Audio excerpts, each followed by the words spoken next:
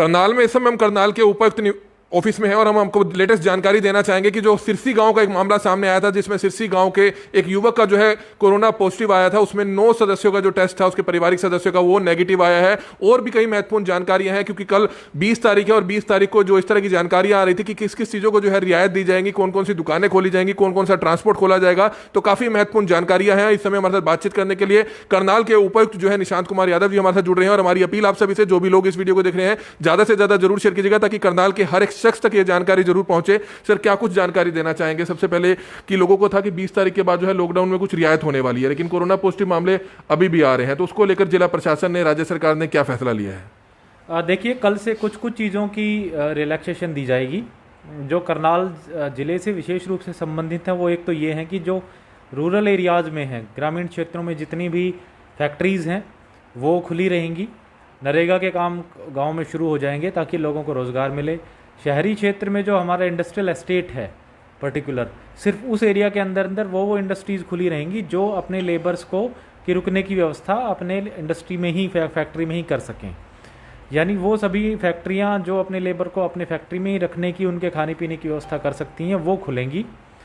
इसके अलावा जो किराने की दुकानें हैं शहर में, सारी की सारी खुली रहेंगी 9 बजे से 5 बजे तक। केमिस्ट शॉप 9 बजे से 5 बजे तक सारी खुली रहेंगी, लेकिन उनको होम डिलीवरी ही करनी है, उनको over the counter services discourage करनी है। इसके अलावा बैंक्स और एटीएम्स खुले रहेंगे और जो बाकी अभी तक व्यवस्था चल रही थी वो ऐसे की ऐसे चलेगी। सर, अब सीजन है, जैसे कि इलेक्ट्रॉनिक्स की दुकानों की पास जो है डिमांड्स आ रही हैं कि बिजली के उपकरण जो बेचते हैं, और सबसे बड़ी बात कि गर्मी का सीजन है, कूलर की फैक्ट्री वाले हैं या पंखे की फैक्ट्री वाले हैं, तो उनके लिए क्या कुछ रहने वाला है? चूँकि ये सारी की सारी सुविधाएं, चाहे वो प्लम्बर्स का काम हो, इलेक्ट्रीशियन का हो, एसी रिपेयर का हो, इनका जो काम होता है वो होम टू होम जाकर के होम डिलीवरी देने का होता है। तो इनकी एक हम व्यवस्था बना रहे हैं, इनके लिए एक बाकायदा एप्लीकेशन बनाई जा रही है, उन पे इनको रजिस्टर करेंगे। जिसको भी ज़रूरत हो तो उस एप्लीकेशन पे, जैसे हम पिज़्ज़ा ऑर्डर करते हैं पहले या इस तरीके से, वो ऑर्डर प्लेस कर दे कि उसको इलेक्ट्रीशियन की आवश्यकता है या प्लम्बर की आवश्यकता है। जितने भी हमारे इस तरह के काम करने वाले लोग हैं उनको हम इस पे जोड़ेंगे, और उनको इसका उद्देश्य ये है कि हम उन सब का पहले जांच कराएं, स्वास्थ्य जांच कराएं। क्योंकि जैसे कई जगह पे ये सूचना आई है कि उदाहरण के तौर पे दिल्ली में एक पिज़्ज़ा डिलीवरी बॉय पॉजिटिव आ गया, अम्बाला में एक आशा वर्कर जो घर घर जाकर के लोगों की हेल्थ जांच रही थी वो पॉजिटिव आई है। तो कहीं इन लोगों से बाकी घरों में ना फैले, इसके लिए हम इनको एक सिस्टमेटाइज करने की कोशिश कर रहे हैं।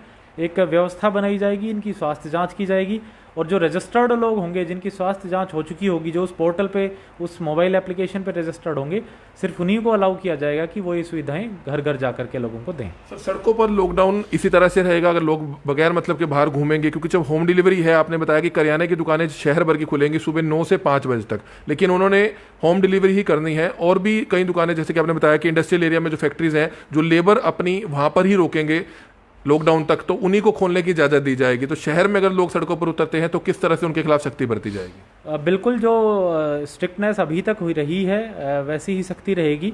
और चूंकि अभी हमारी इंडस्ट्रीज खुल जाएंगी तो मुझे उम्मीद है कि ज़्यादातर जो हमारे डेली वेजर्स थे उनको भी रोज़गार मिल जाएगा।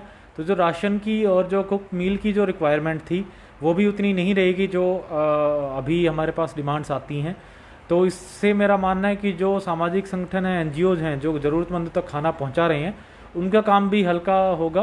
तो हम उम्मीद करते हैं कि उनकी मूवमेंट भी रिस्ट्रिक्टेड ही रहेगी, वो भी बहुत ज़्यादा मूवमेंट ना करें, बहुत जो ज़रूरतमंद है उन्हीं तक जाएं, क्योंकि ऑलरेडी जो डेली वेजर्स हैं उन सबको रोज़गार मिलना कल से शुरू हो जाएगा। और शहर में अगेन पासेस देख करके ही मूवमेंट अलाउ की जाएगी। जिसको कोई इमरजेंसी है, हेल्थ इमरजेंसी है, या जो इन सब सुविधाओं से जुड़ा हुआ है, उसको ही अलाउ करेंगे, बाकी हम स्ट्रिक्टनेस रखेंगे। सर, एक जो मिस्त्रियों की दुकान है, कार के मिस्त्री हो, मोटरसाइकिल में मिस्त्री हो, साइकिल पंचर की दुकान हो, क्योंकि अब सीजन शुरू हो चुका है, ट्रैक्टर ट्रॉलियों में हवा नहीं है, पंचर लगवाना है, तो उसके लिए क्या रहेगा? व्हीकल रिपेयर शॉप्स और जो एग्रीकल्चर व्हीकल्स हैं, चाहे ट्रैक्टर हो, कंबाइन हो, इनकी रिपेयर शॉप्स खुल जाएंगी, ये खुली रहेंगी। और हवा वगैरह जो पंचर खुली रहेंगी, बिल्कुल। ये 9 से 5 का समय रहेगा? 9 से 5 का। सर, जोमेटो स्विगी के जो फूड तो नहीं सप्लाई होगा? अभी रेस्टोरेंट्स तो ओपन नहीं कर रहे हैं। रेस्टोरेंट्स बिल्कुल ओपन नहीं होंगे। रेस्टोरेंट, जिम, पार्क, ये सारी चीज़ें बंद रहेंगे। जो जोमेटो स्विगी है, हमने इनको एनरोल किया है किराना का सप्लाई के लिए। अब इनमें से कुछ बुक्स की भी सप्लाई करने के लिए हमने व्यवस्था बनाई हुई है। फ्रूट्स और वेजिटेबल्स भी सप्लाई कर रहे हैं। तो खाना और रेस्टोरेंट्स बिल्कुल ओपन नहीं सर होगा। बुक्स की अभी भी शिकायत आ रही है, हालांकि हरियाणा सरकार और जिला प्रशासन ने ये दावा किया था कि एनसीईआरटी की बुक्स ही जो है दी जाएंगी जो रीजनेबल रेट्स में रहेंगी, लेकिन अभी भी कई बड़े बड़े स्कूल हैं जो 4-4 हज़ार 5-5 हज़ार का एक क्लास का सेट देते हुए नजर आ रहे हैं, तो उनके खिलाफ आप क्या एक्शन लेना चाहेंगे?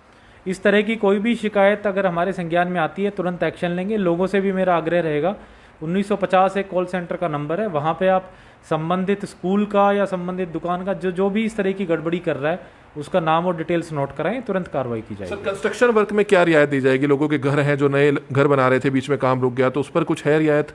ग्रामीण क्षेत्रों में कंस्ट्रक्शन वर्क शुरू हो जाएंगे और उनमें मेन प्रायोरिटी रहेगी जो इरिगेशन प्रोजेक्ट्स हैं, ब्रिजेस बन रहे हैं या रोड्स बन रहे हैं उनकी। शहरी क्षेत्र में अभी कंस्ट्रक्शन नहीं खोला जाएगा। अगर कोई इन सिटू कंस्ट्रक्शन है, यानी मैं अगर अपना घर बना रहा हूँ या कुछ बना रहा हूँ और मैं खुद ही काम कर रहा हूँ उसमें या कोई मूवमेंट रिक्वायर्ड नहीं है उसमें, वो अपना कर सकता है। अदरवाइज उसके अलावा शहरी क्षेत्रों में कंस्ट्रक्शन नहीं खोला जाएगा। सर एक हमने कल पोस्ट डाली थी क्योंकि कल एक और कोरोना पॉजिटिव मामला सामने आया, लोगों में फिर उस तरह से भय जरूर हो गया था और लोगों से पूछा गया था कि आप लोग चाह रहे हैं कि ये बाजार खुलें, तो तकरीबन लोगों ने अपनी राय दी थी कि अगर 3 तारीख तक जो है लॉकडाउन सख्ती से रहता है तो उसी के हक में लोग थे, लेकिन अब शॉप्स खुल रही हैं, क्या ये ट्रायल बेसिस पे रहेगा? अगर कुछ और मामले सामने आते हैं तो इनको दोबारा से बंद किया जा सकता है? जी बिल्कुल, ये जो थोड़ा सा जो हम कहेंगे मूवमेंट रिस्ट्रिक्टेड अलाउ करने हैं, उसकी वजह ये थी कि जो डेली वेजर्स हैं और जो विशेष रूप से ग्रामीण इकोनॉमी है वो प्रभावित ना हो, लोगों में बेरोजगारी ना आए। लेकिन अगर हमें लगता है कि कोई केसेस आते हैं या कोई हॉटस्पॉट्स बनते हैं, कोई रेड जोन बनता है, तो तुरंत ये सारे डील समाप्त करके और पहले की तरह लॉकडाउन एनफोर्स कराया सर जाएगा। शॉप्स बता देंगे आप सिर्फ कौन कौन सी खुलेंगे और कब तक खुलेंगे? शॉप्स हमारी केमिस्ट शॉप्स खुलेंगी 9 बजे से 5 बजे तक, किराना शॉप्स 9 से 5 तक, ये दोनों होम डिलीवरीज देंगी। जो फल और सब्जियां हैं उसकी व्यवस्था जो हमने बना रखी है वही चालू रहेगी। जो व्हीकल रिपेयर की शॉप्स और एग्रीकल्चर इम्प्लीमेंट्स की रिपेयर की शॉप्स हैं वो खुलेंगी। खाद की, बीज की और कीटनाशक की दुकानें खुली रहेंगी। इसके अलावा नहीं, हेयर सैलून नहीं खुलेंगे, रेस्टोरेंट्स वगैरह कुछ भी नहीं खुलेंगे। तो सर सिरसी गांव का एक मामला सामने आया, जो युवक था वो लॉकडाउन तोड़कर सुबह 4 बजे निकलता है 16 तारीख को अपने 2 से 3 अन्य दोस्तों के साथ। उसको कोरोना पॉजिटिव सोनीपत में आया, 9 परिवार के सदस्यों को आइसोलेट किया गया, 9 का जो टेस्ट है नेगेटिव आया है, तो उस बारे में क्या कुछ जानकारी देना चाहेंगे? कैसे वह यहाँ से निकला, किस काम के लिए निकला और क्या कुछ कार्रवाई की जाएगी? देखिए, ये बिल्कुल गलत उस युवक ने किया जो यहाँ से लॉकडाउन का उल्लंघन करके दूसरे डिस्ट्रिक्ट में गया। इंटर डिस्ट्रिक्ट मूवमेंट तो वैसे भी रिस्ट्रिक्टेड है। अभी तो हमारा फोकस है कि सिरसी जो एरिया है नगर निगम का वार्ड नंबर 6 का, उसको किस तरीके से सील करके और वहाँ पे जो क्षति अगर हुई होगी तो उसको कैसे लिमिट किया जाए। इसके लिए हमने फैमिली मेम्बर्स का तो सैंपल करा लिया है। अब हमने उन लोगों को डिटेल्स निकलवाई हैं जिसके साथ वो युवक बैठता था या उनके साथ उनकी जो कोई दोस्ती थी या साथ में रहा होगा, जिनमें संक्रमण फैलने की संभावना है। उन सब के भी आज सैंपल्स कलेक्ट किए जाएंगे। उसके बाद हम इस पे फैसला लेंगे कि युवक के खिलाफ क्या कार्रवाई होनी है। बट निश्चित रूप से मैं लोगों से अपील करूंगा कि ये जो छोटी छोटी गलतियां हैं यही बहुत महंगी पड़ सकती हैं। हमारा विशेष रूप से जो शहरी क्षेत्र है बड़ा कंजस्टेड है, बहुत सारे लोग उसमें छोटे छोटे एरियाज़ में रहते हैं। अगर इस तरह की कोई भूल करेंगे तो बहुत बड़ी हानि हो सकती है। सर करनाल में कोरोना कहाँ से शुरू हुआ, इस पर आपकी जांच कहाँ तक पहुँची है, कहाँ तक आप लोग काम कर रहे हैं? जो हमारे करनाल में टोटल 6 केस आए हैं उनमें से 5 केसेस का सोर्स ऑफ कोर्स हमने डिटेक्ट कर लिया है। उनमें से 4 तो जो पहला केस ज्ञान सिंह का था उनसे लिंक्ड है। एक युवक जो दुबई से आया था उसका वो सोर्स है। जो एक ज्ञान सिंह जी का खुद का जो सोर्स है वो हमें जो लगता है वो हॉस्पिटल एक्वायर्ड लगता है, क्योंकि उन्होंने कई हॉस्पिटल्स में घूम करके विजिट की थी और वहाँ पे स्टेट के बाहर से भी, यूपी से और बाकी जगह से भी लोग आए थे।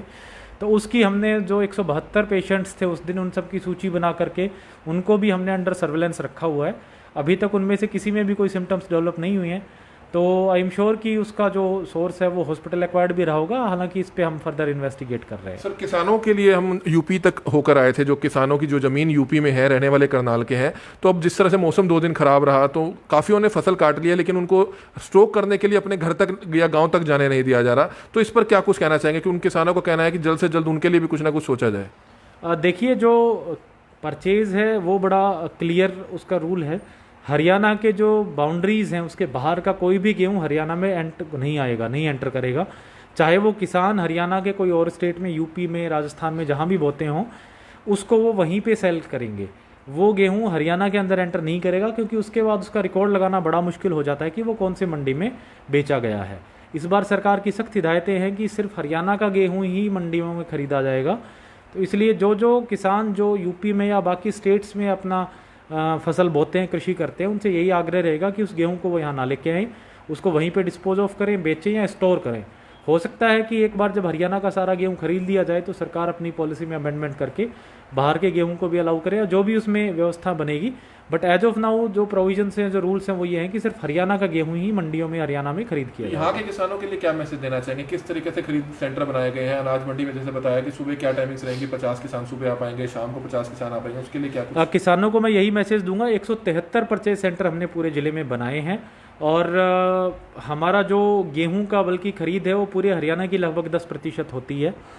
मेरा सबसे यही आग्रह रहेगा कि किसान भाई को जब जो फ़ोन आए या मैसेज आए, उस पर जो शेड्यूल आएगा कि कौन से परचेज सेंटर में कौन से दिन कितने बजे उसको अपना गेहूं ला के बेचना है, उसी समय वो आएँ। उस समय के अलावा, उस दिन के अलावा और उस केंद्र के अलावा कहीं पे भी वो अपना गेहूं लेके ना आएँ, क्योंकि वो नहीं खरीदा जाएगा। अगर सारे किसान भाई इसी तरह की व्यवस्था बनाएंगे तो हमें खरीद में कोई दिक्कत नहीं होने वाली है। एक दिन में हम मैक्सिमम 100 किसानों का गेहूं खरीद करेंगे, उसमें से भी सुबह 8 बजे से शाम को दोपहर को 2 बजे तक 50 किसान, और 2 बजे से शाम को 8 बजे तक और 50 किसानों का परचेज़ करेंगे। अब चूँकि बारिश पिछले 2 दिन से हुई है तो एक्सपेक्टेड है कि शायद फसल की कटाई और उसको लाने का कार्य भी थोड़ा डिले होगा, तो हम उम्मीद कर रहे हैं, हमें जैसा लग रहा है कि 21 और 20 और 21 2 दिन यानी कल और परसों गेहूं की आवक थोड़ी कम रहेगी। इसीलिए फिर हमने मंडियों में किसानों की जो संख्या फिक्स की है वो भी 100 से कम की है।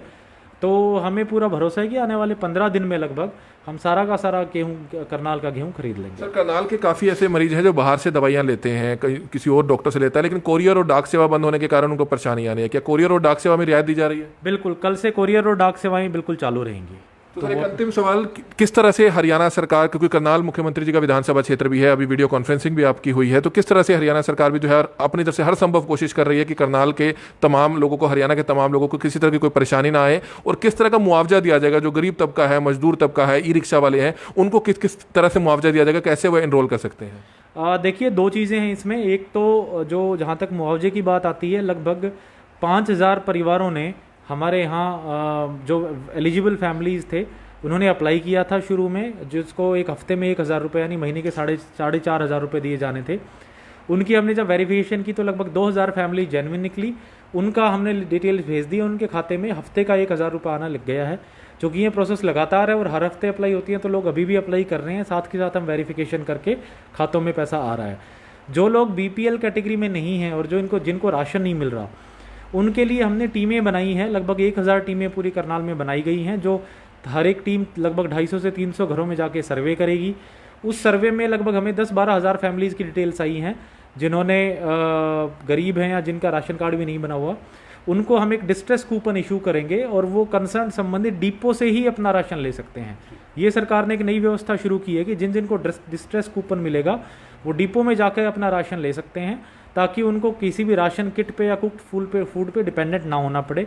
लगभग ऐसे 12,000 परिवार करनाल जिले में चिन्हित हुए हैं और उनको जल्दी ही डिपो से राशन देने की व्यवस्था बना दी जाएगी। तो ये आपने देखा, करनाल के उपायुक्त निशांत कुमार यादव काफी महत्वपूर्ण जानकारियां देते हुए नजर आ रहे थे। हमारी सिर्फ आप सभी से अपील है कि इन्हीं आदेशों का सख्ती से पालन जरूर करें, और किस तरह से हमारी आप सभी से अपील, अपने अपने घरों में रहे, सेफ रहे, सुरक्षित रहे। 9 से 5 बजे तक ये दुकानें खुली रहेंगी, लेकिन आपने अपने घरों से बाहर नहीं निकलना है, आपने अपने घरों से बाहर नहीं निकलना है। इस चीज पर सख्ती से आदेश जो है करनाल के उपायुक्त निशांत कुमार यादव ने दिए हैं। करियाना की जो दुकानें हैं वो खुली रहेंगी, सुबह 9 से 5 तक सभी दुकानें खुलेंगी, केमिस्ट शॉप्स खुली रहेंगी, और इसी तरह से एग्रीकल्चर से जो जुड़ी दुकानें हैं वो खुली रहेंगी, सैलून्स बंद रहेंगे। डाक सेवा और कोरियर सेवा कल से शुरू होने जा रही है, लेकिन करनाल उपायुक्त ने यह साफ कर दिया है कि अगर आप बगैर मतलब के बाहर निकलेंगे तो आपके खिलाफ उसी तरह से एक्शन लिया जाएगा। आप लोग तकरीबन 80 से 90% लोग ये चाह रहे थे कि 3 तारीख तक इसी तरह से लॉकडाउन रहे, सख्ती रहे, लॉकडाउन उसी तरह से है, लेकिन आपने अपने परिवार को अगर सुरक्षित रखना है, आपने अपने शहर को सुरक्षित रखना है, आपने अपने बच्चों को सुरक्षित रखना है, तो आपने बाहर नहीं निकलना है। सोशल डिस्टेंसिंग का इसी तरह से पालन करना है,